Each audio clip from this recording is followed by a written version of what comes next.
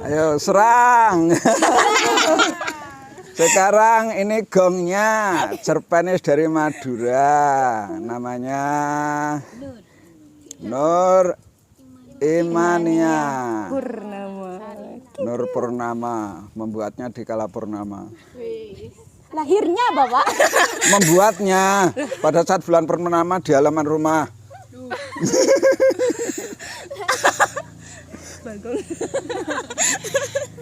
Oke ya Im, cerita apa dan bagaimana kok tertarik pada cerpennya apa tadi? Lelaki ragi sama perempuan santan Bapak. Ya apa ceritanya? Ya saya tertarik karena kesetiaan lelakinya sih. Soalnya kehidupan sekarang kan jarang banget ada lelaki yang setia kayak gitu. Iya. Iya kan, apalagi di itu kan apa? Bukan. Ya jangan langsung sebutin gitu loh, Rek. Nanti diajar oleh orang Madura loh.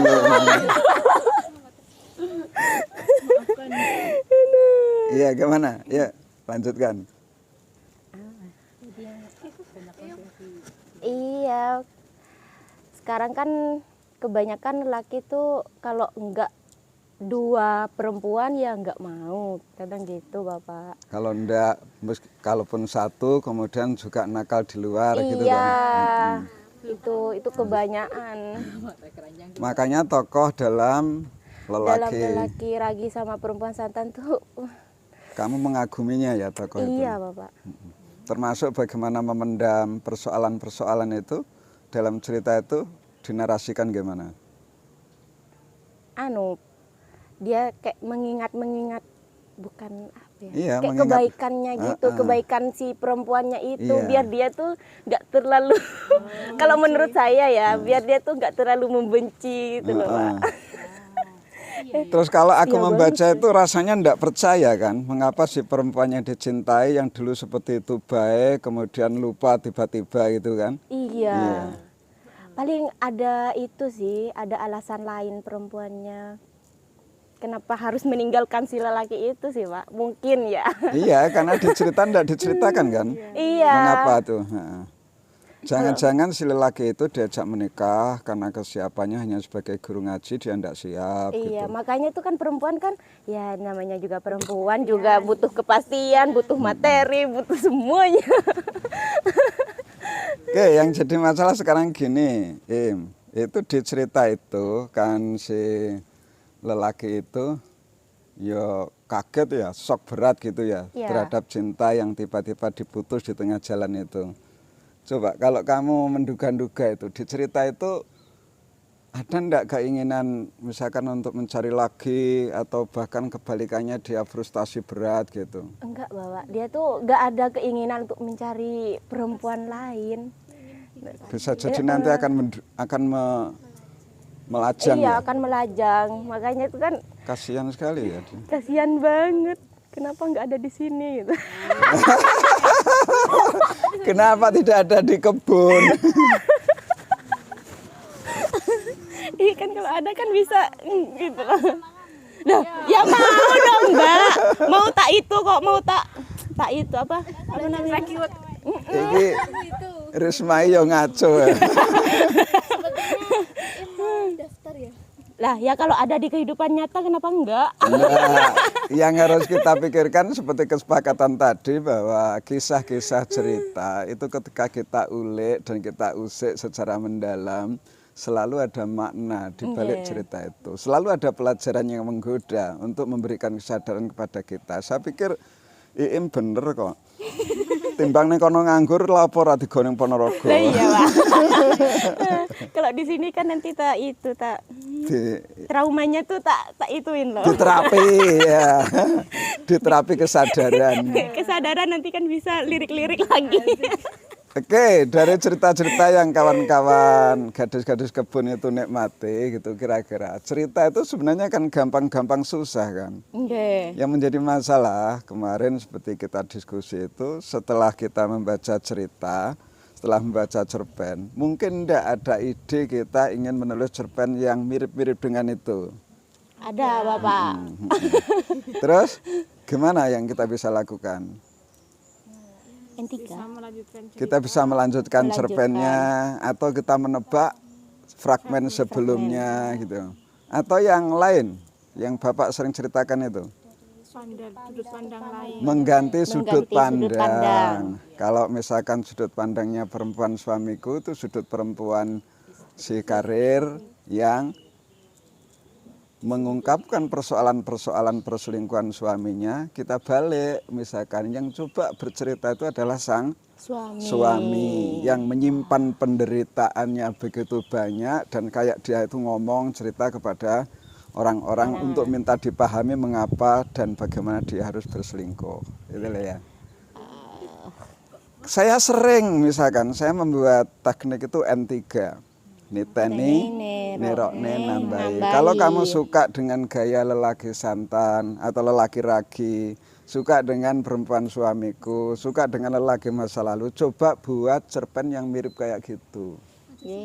Tokohnya diganti, tempatnya diganti, alurnya dibuat beda, sudut pandangnya beda.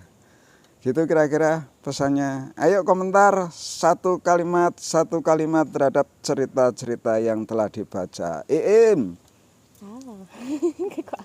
Bahwa cerita itu selalu menggoda, memberikan ruang imajinasi untuk kita terus bertanya-tanya tentang kejadian dan kehidupan. Contoh kayak gitu. Sekarang kalau dari cerpenmu, satu kalimat yang kamu bisa ambil dalam hidup apa? Anu sih Pak, dalam cerita itu kita bisa apa ya, bisa refreshing gitu loh Pak. Kan di kehidupan nyata tuh nggak mungkin ada lelaki yang kayak gitu. Iya. Jadi kita bisa berhayal memiliki suami yang setia kayak di lelaki ragi sama perempuan santan. Meskipun belum teruji ya. Iya. Kan belum teruji, nanti kalau menikah betul 25 tahun, 30 tahun juga belum tentu. Ayo, Ayun. Ya, cerita itu sangat menggoda untuk terus dilanjutkan gitu. Jadi cerita itu seperti percikan api ya. Sangat hangat. Delima. Setiap orang ingin bercerita dan ceritanya itu tentu ingin didengar. Asik. Seperti Kamu pengen ngomong, dengarkanlah cerita hidupku, ya.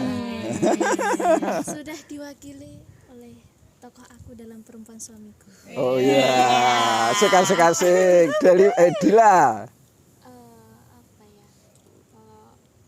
Kalau dari cerita pada sebuah lagi ya, ternyata apa namanya? Hati-hati dengan pembantu yang cerdas. Apa ya? Lelaki itu butuh perhatian, butuh Komunikasi. ya komunikasi. Jadi enggak apa ya? Dia nggak bisa sendiri gitu loh dia. Iya, itu bener itu. Lelaki itu aslinya itu takut kesendirian, kebersamaan itu diharapkan, dan dalam kesepiannya selalu yang menakutkan ketika ada hantu-hantu yang bernama perempuan. Perempuan lain. Bukan hantu, bidadari gitu loh. Tapi bidadarinya versi hitam. Ayo, Sophie. Jadi aku itu pernikahan itu bukan hanya sekedar menyatukan cinta, tapi juga mempertahankan cinta itu bagaimana. Merawat. Mempertahankan, memelihara itu sendiri. Kalau kemarin saya membaca sebuah buku itu, pernikahan itu sebenarnya bukan soal menyatukan, tapi bagaimana kita berdamai dengan perbedaan yang kita temukan dari pasangan itu. Semakin kita punya kemampuan toleransi terhadap perbedaan karakter dan lain sebagainya, itulah kunci dasar kita akan menemukan apa yang sering kita cari tentang kebahagiaan. Kekurangan jangan dibesar-besarkan. Oke, Hayunda. ya itu tadi loh Pak. Ya sama dikatakan Iim mungkin ada laki-laki yang setia. Tapi Dan kita harus berdoa ada loh ya. Pak Po kan juga setia. Ya. Sekarang Risma ini sebagai gongnya. Kalau dari saya itu kayak apa namanya, kita itu sebagai wanita harus apa namanya diri gitu supaya Tidak saja merawat tubuh loh ya. lelaki itu nggak memandang perempuan lain gitu.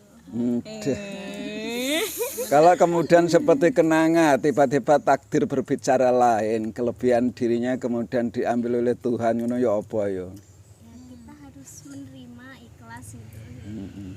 Tidak muncul kearifan, udah Mas cari keindahan di perempuan lain gitu. Aduh, sangat sulit. Ya sulit. Oke lah, dibalik kekurangan aroma kenanga dan tokoh kenanga tentu memberikan pelajaran besar. Kalau bagi saya ya, hati-hati perempuan yang punya kelebihan, keindahan, jangan sombong. Karena keindahan dan kelebihan itu bisa setiap saat itu tiba-tiba hilang. Itu menurut saya dari aroma kenanga yang kita bisa pelajari. Padahal kenanga itu juga tidak sombong. Padahal kenanga itu juga baik. Kalau orang yang baik aja kemudian ditakdirkan kisah ujungnya seperti itu, bagaimana coba? Mestinya itu diberikan pada perempuan yang kurang ajar. Kan kasihan kalau kayak kenanga itu apik-apik kemudian menerima takdir. Oke, terima kasih. Salam cerita. Semakin banyak kita punya membaca cerita, ada kemungkinan besar kita akan mampu menuliskan cerita. Tepuk tangannya mana? Sikasik di kebun literasi kita belajar menulis dan memahami cerita.